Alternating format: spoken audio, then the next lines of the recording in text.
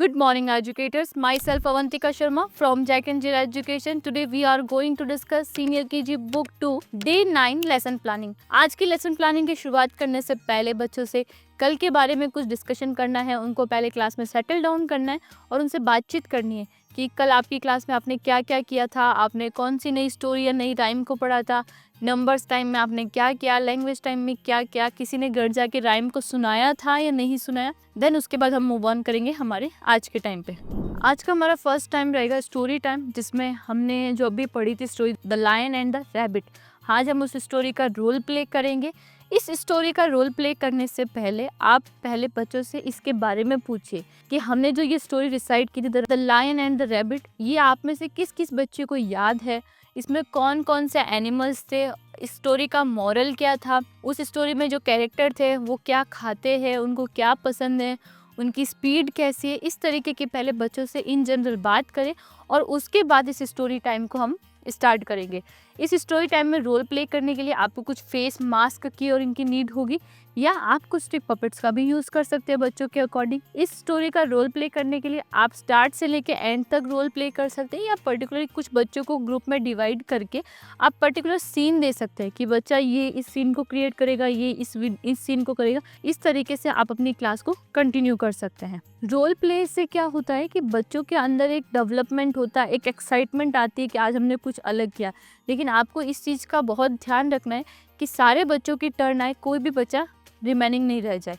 इस तरीके से आज हम अपना पहला रोल प्ले करेंगे। जैसे ही बच्चों का रोल प्ले फिनिश हो जाता है, देन आपको उसके बाद बच्चों को पहले एक बार स्टोरी सुनानी है, फिर से स्टार्टिंग से लेके एंड तक प्रॉपर वॉइस मॉड्यूलेशन के साथ में, और बच्चों से उस स्टोरी के रिलेटेड कुछ क्वेश्चंस पुट ऑन करने हैं कि लॉयन के पास कौन सा एनिमल गया था और लॉयन कुएं में नीचे क्यों कूदा था, आखिर में फाइनल में क्या रहा था स्टोरी में, किस किस की टर्न आ गई थी। इस तरीके से आप बच्चों से कुछ क्वेश्चन पूछेंगे, देन हम हमारी स्टोरी का रोल प्ले करेंगे। अब हम आगे की ओर मूव ऑन करते हैं। नेक्स्ट टाइम हमारा आज का नेक्स्ट टाइम जो रहेगा वो हम बच्चों को एक नया लेटर इंट्रोड्यूस करवाएंगे कर्सिव लेटर में, कर्सिव लेटर बी। इसके लिए आपको फ्लैश कार्ड की नीड होगी, चौक की और क्लास एक्टिविटी शीट की। सबसे पहले आप बच्चों को कर्सिव लेटर बी का फ्लैश कार्ड दिखाएंगे, इसके स्ट्रक्चर के बारे में बच्चों से बात करेंगे। देन आप ब्लैक बोर्ड पे एक बड़ा सा कर्सिव लेटर बी ड्रॉ करेंगे और बच्चों से बात करेंगे कि इसको किस तरीके से बनाया जाता है, इसका स्ट्रक्चर किस तरीके का होता है, इस कर्सिव लेटर बी और नॉर्मल कैपिटल लेटर बी में क्या डिफरेंस होता है, small letter B capital letter B में साउंड्स वगैरह सब कुछ सेम होता है, सिर्फ और सिर्फ डिफरेंस आता है इनके स्ट्रक्चर पर। इस तरीके से आपको बच्चों से कुछ पूछना है, कुछ बातचीत करनी है। देन आप बच्चों को बोल सकते हैं कि बच्चों आपको मेरे साथ में क्या करना है, एयर ट्रेसिंग करना है, किसका, कर्सिव लेटर बी का, और बच्चों से कर्सिव लेटर बी ट्रेस करवाना है। इस टाइम में हम ज़्यादा एक्टिविटी करने की बजाय हम बच्चों को ट्रेसिंग पार्ट में ज़्यादा फोकस करवाएंगे, क्योंकि ये थोड़ा टाइम टेकिंग प्रोसेस है। काफ़ी बच्चे स्पीडली कर लेंगे, काफ़ी स्लोली करेंगे, तो हमें बच्चों को थोड़ा सा इसमें टाइम देना है। आप पहले ब्लैक बोर्ड पे लिखा है, सेम वैसे ही आप बच्चों को बोले कि आप क्लास एक्टिविटी शीट का पेज नंबर 31 ओपन करें और धीरे धीरे आप इसको लिखना स्टार्ट करें। बच्चा कंटिन्यूसली इसको लिखेगा, प्रैक्टिस करेगा, तब कहीं जाकर उसको कर्सिव लेटर बी का प्रोनाउंसिएशन तो सबका सिमिलर होता है, लेकिन जो राइटिंग प्रोसेस है वो थोड़ा सा टाइम टेकिंग है, तो बच्चा इसको इम्प्रूव कर लेगा। नेक्स्ट टाइम की तरफ मूव करते हैं। नेक्स्ट हमारा नंबर टाइम रहेगा। इस नंबर टाइम में हम बिफोर नंबर का कंसेप्ट क्लियर करेंगे। पहले बच्चों से लास्ट क्लास के बारे में बातचीत करनी कि बच्चों हमने कल की क्लास में कौन सा नंबर पढ़ा था, नंबर नेम पढ़ा था आफ्टर नंबर, और आफ्टर नंबर का क्या मतलब होता है कि बाद में आने वाला नंबर। और आज हम क्या पढ़ने वाले हैं, बिफोर नंबर, किसी से पहले आने वाला नंबर। अब मुझे बताओ, आज जब मैं क्लास में एंटर करी तो मेरे से पहले कौन आया था। आप इस तरीके के एग्जाम्पल दे सकते हैं बच्चों को। साथ ही साथ अब हमें क्या इसके लिए नीड होगा, flash cards, chalk, class activity sheet और पिक्शनरी। आप पहले बच्चों को पिक्शनरी ओपन करवा के ये नंबर्स के पॉइंट्स दिखाएं और बच्चों को बताएं कि 58 से पहले क्या आता है, 57, 54 से पहले 53, 57 से पहले 56, 60 से पहले 59। इस तरीके से पॉइंट करते करते आप पहले बच्चों से बिफोर का कंसेप्ट क्लियर करवाएं। देन आप बच्चों को बोलेंगे कि हम अब ब्लैक बोर्ड पे कुछ नंबर्स लिखेंगे रेंडमली, और साथ ही साथ हम क्या शो करेंगे, फ्लैश कार्ड। आप रेंडमली किसी भी नंबर को लिख सकते हैं और बच्चों को फ्लैश कार्ड शो करना है, लाइक 51 का फ्लैश कार्ड, और बच्चों से पूछना है कि बच्चों 51 से पहले क्या आता है, 50, और 53 से पहले 52, 54 से पहले 53, 59 से पहले 58। इस तरीके से आप बच्चों को एक एक नंबर का फ्लैश कार्ड शो करके भी आप बच्चों को बिफोर का कंसेप्ट क्लियर करवा सकते हैं। साथ ही साथ आप ब्लैक बोर्ड पे भी कुछ नंबर लिख के बच्चों को बिफोर नंबर का कंसेप्ट क्लियर करवा सकते हैं। इसके साथ आप बच्चे जिस सिटिंग में बैठे हैं आप उस सिटिंग के अकॉर्डिंग भी बच्चों से क्वेश्चन पूछ सकते हैं, बता सकते हैं कि आपसे पहले कौन आया, आपसे पहले कौन बैठा है, आपके बाद में कौन बैठा है। इस तरीके से आप बच्चों से बिफोर का कंसेप्ट क्लियर करवाएं, उनको बताएं कि बिफोर क्या होता है। आप साथ ही साथ बच्चों को बिफोर की स्पेलिंग लर्न करवाएं कि BEFORE बिफोर का मतलब पहले होता है। इस तरीके से आज आप बिफोर नंबर का कंसेप्ट क्लियर करवाएंगे। देन हम बच्चों को इन्फॉर्म करेंगे कि बच्चों आपको क्लास एक्टिविटी शीट ओपन करना है, पेज नंबर 32, और यहाँ पर आपको कुछ स्पेस दे रखा है। आपको यहाँ पर दिए गए नंबर से पहले आने वाला क्या लिखना है, नंबर लिखना है। 58 से पहले क्या आता है, 52 से पहले क्या आता है, 54 से पहले क्या आता है और 56 से पहले क्या आता है। इस तरीके से आपको बच्चों को आज की क्लास एक्टिविटी शीट सॉल्व करवानी है, उनको इंकरेज करना है। जैसे बच्चे ये शीट सॉल्व कर लेते हैं देन आपको बच्चों को बोलना है कि बच्चों अब हम क्या करेंगे, 51 से लेके 60 तक की क्या करेंगे, काउंटिंग रिसाइट करेंगे, और बच्चों को 1 बाय 1 करके क्लैप करवाते हुए 51, 52, 53 इस तरीके से काउंटिंग 2 से 3 बार बच्चों को बोलने को कहेंगे। इस तरीके से आज का हमारा नंबर टाइम कंप्लीट होता है। नेक्स्ट टाइम की ओर मूव करते हैं। नेक्स्ट हमारा प्ले टाइम रहेगा। ये प्ले टाइम थोड़ा सा इंटरेस्टिंग रहेगा। क्यों? क्योंकि इस प्ले टाइम में आज हम थोड़ा सा कुछ अलग करेंगे, जिसके अंदर हमें मटेरियल की नीड होगी बीट्स एंड ब्लॉक्स की। आप ये एक्टिविटी क्लासरूम में ही करें। इसके लिए आपको सबसे पहले फ्लोर पर एक बड़ा सा कर्सिव लेटर लिखना है। आपको फ्लोर पे एक बड़ा सा cursive letter A and small letter A draw करना है। जैसे ही आप फ्लोर पे बड़ा कर्सिव लेटर और स्मॉल लेटर ए ड्रॉ कर लेते हैं देन आपको 1 बाय 1 2 पेयर्स में आपको क्लास को 2-2 के पेयर बनाने, बच्चों को बुलाना है, उनको बीट्स एंड ब्लॉक्स प्रोवाइड करवाना है और उनको कहना है कि बच्चों आपके पास 1 मिनट का टाइम है। मैं 1 से 60 तक काउंटिंग बोलूँगी। आपको उस 1 से 60 तक की काउंटिंग के अंदर इन कर्सिव लेटर के ऊपर आपको क्या करना है, बीट्स और ब्लॉक को रखना है। ये एक्टिविटी कराने से क्या होगा, एक तो बच्चों की 1 से 60 तक की काउंटिंग रिपीट हो जाएगी, साथ ही साथ बच्चों को कर्सिव लेटर ए का फॉर्मेशन पता चल जाएगा और साथ में बच्चों की प्ले एक्टिविटी, यानी हम एक ही टाइम में 3 चीज़ों का रिवाइज करेंगे।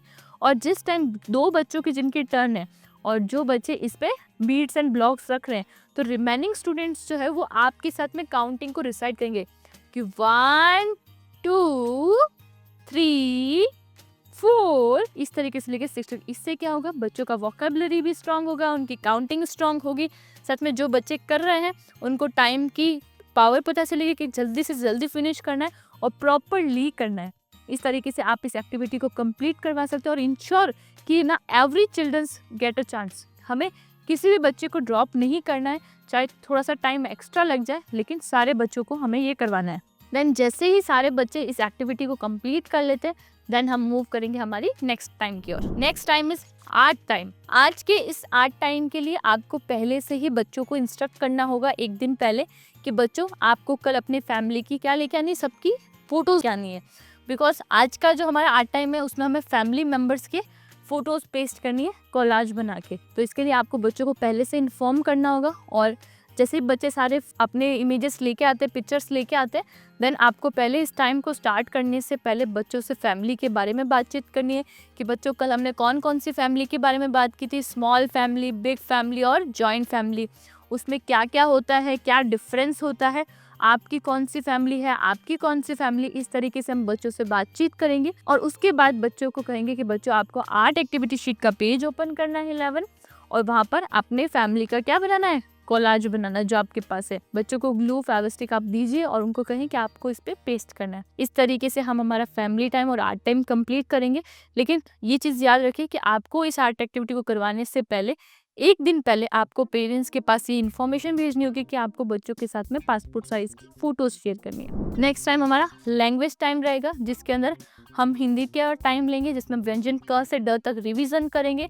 इसके लिए हमें ओनली फॉर पिक्शनरी की नीड होगी और साथ साथ फ्लैश कार्ड्स की। अब इसमें करना क्या है, आपको आप पिक्शनरी का एक एक पेज ओपन करें बच्चों के सामने और बच्चों को पहले व्यंजन क दिखाए, क से कविता सुनाए, व्यंजन ख दिखाए, ख की कविता सुनाए, व्यंजन घ और घ की कविता। इस तरीके से आप चारों पेजेस जो है पिक्शनरी के उनकी एक एक इमेजेस दिखाएं, उनकी कविता सुनाएं बच्चों को, और साथ ही साथ एक एक इमेज को पॉइंट करते हुए उनके नाम दोहराने को कहें।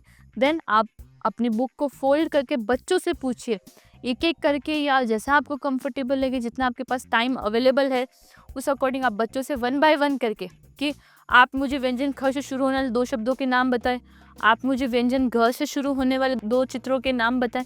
इस तरीके से आप इस शीट को सॉल्व करवाएंगे बच्चों से। इससे क्या होगा, बच्चों का दोहरान होगा। साथ ही साथ हम इसके लिए एक छोटी सी प्ले एक्टिविटी करेंगे। जैसे हम एक हॉपस्कॉच बनाते हैं खेलने के लिए, सेम आपको वैसा ही एक हॉपस्कॉच बनाना है 4 का, जिसमें क, ख, ग और ग, ये आपको चारों लिखने हैं। बच्चों को कहना है कि आपको 1 बाय 1 करके उस पर जंप करना है, आगे की ओर मूव करना है। फर्स्ट व्यंजन क, व्यंजन ख, व्यंजन घ, व्यंजन ग। सेकंड, आप बच्चा जैसे इन चारों व्यंजन पे जंप करता है उसके बाद उसको आना है, उसके सामने एक बकेट रखी होगी, उस बकेट में बहुत सारे फ्लैश कार्ड्स होंगे। फ्लैश कार्ड्स सारे व्यंजन के ही होंगे। बच्चों को उसमें क से ड तक, ग तक के व्यंजन के फ्लैश कार्ड बाहर निकालने। ये आपको एक्टिविटी सारे बच्चों से करवानी है। बट हाँ, जब बच्चा किसी एक व्यंजन पे जंप करेगा, लाइक मैंने व्यंजन क पे जंप किया है तो मुझे बताने हैं उस व्यंजन से शुरू होने वाले 2 शब्दों के नाम। देन मैंने ख पे जंप किया, मुझे व्यंजन ख से शुरू होने वाले 2 शब्दों के नाम बताने हैं। इस तरीके से आपको ये एक्टिविटी बच्चों के साथ करवानी है। इससे बच्चों का वोकैब स्ट्रांग होगा, उनको नए वर्ड्स के बारे में पता चलेगा। ये कंप्लीट होने के बाद हमारा आज का लैंग्वेज टाइम कंप्लीट होगा। देन हम नेक्स्ट मूव करते हैं। आज का हमारा एक नया टॉपिक, जिसके अंदर हम नंबर टाइम के अंदर बच्चों से बात करेंगे कलर ऑरेंज के बारे में। इसके लिए आपको पिक्चरी का पेज की नीड होगी, साथ ही साथ में आपको flash card of orange colour या ऑब्जेक्ट्स ऑफ ऑरेंज कलर जो आपकी क्लासरूम में अवेलेबल है, आप वो बच्चों को शो करेंगे। ये क्लास थोड़ी सी अलग इसलिए भी रहेगी क्योंकि बच्चों को ये इन्फॉर्म करना है कि हमारी बुक का कलर कैसा है बच्चों, ऑरेंज। तो आज हम क्या करने वाले हैं, ऑरेंज कलर के बारे में बातचीत करने वाले हैं। तो इस तरीके से आप बच्चों से पहले ऑरेंज कलर, अपनी बुक को ओपन करके उसका कलर शेड दिखाएं। देन मैं आपको जैसे कुछ ऑब्जेक्ट शो करती हूँ, जैसे like orange, orange ring, orange carrot, light orange का स्टार। इस तरीके से आप बच्चों को ये सारे ऑरेंज कलर के ऑब्जेक्ट जो भी आपकी क्लासरूम में अवेलेबल है वो दिखाएं। देन आप बच्चों को ऑरेंज कलर का फ्लैश कार्ड दिखाएं। देन आप पिक्शनरी की ओर मूव ऑन करेंगे। वहाँ पर हम बच्चों को पॉइंट करते हुए कि ऑरेंज कलर कौन कौन सा होता है, कैरेट, ऑरेंज संतरा, orange umbrella, orange kite, basketball, pumpkin. इस तरीके से आप एक एक करके बच्चों को ऑरेंज कलर के बारे में बताएं, उसका नाम दोहराने को कहें। और देन जैसे बच्चे आपके साथ साथ इसका नाम दोहराते हैं, आप बच्चों से पूछिए कि आपका फेवरेट कलर कौन कौन सा है, किस किस ने ऑरेंज कलर को देखा है, या किस किस के पास ऑरेंज कलर के ऑब्जेक्ट्स है, किसको ऑरेंज कलर पसंद है। इस तरीके से आप बच्चों से इन जनरल थोड़ी सी बातचीत करेंगे ऑरेंज कलर के बारे में। देन नेक्स्ट हमारा जो रिफ्लेक्शन टाइम रहेगा, इसमें हमने आज बच्चों के साथ क्या क्या किया उसके बारे में डिस्कशन करेंगे बच्चों से। इसमें हमने पहले बच्चों के साथ में हमारी जो पुरानी स्टोरी थी उसका रोल प्ले किया था, the lion and the rabbit का। देन सेकंड हमने बच्चों के साथ कर्सिव लेटर के बारे में बातचीत की थी, कर्सिव लेटर बी के बारे में। देन हमने बिफोर नंबर का कंसेप्ट बच्चों के साथ किया था। प्ले टाइम में बच्चों के साथ में बीट्स और उसको अरेंज किया था, ब्लॉक्स को। देन हमने आर्ट एक्टिविटी की थी जहाँ पे हमने फैमिली पिक्चर पेस्ट किया था। देन हमने लैंग्वेज टाइम में व्यंजन क से ड तक का दोहरान किया। और नंबर टाइम में हमने आज ऑरेंज कलर के बारे में बच्चों से बातचीत की। जब हमारा रिफ्लेक्शन टाइम कंप्लीट होता है और हमारे पास टाइम रहता है तो आप बच्चों के साथ थोड़ा सा म्यूज़िक प्ले करके उनके साथ डांस कर सकते हैं, थोड़ी सी एक्सरसाइज कर सकते हैं, ताकि बच्चों के अंदर एक नई एनर्जी डेवलप हो।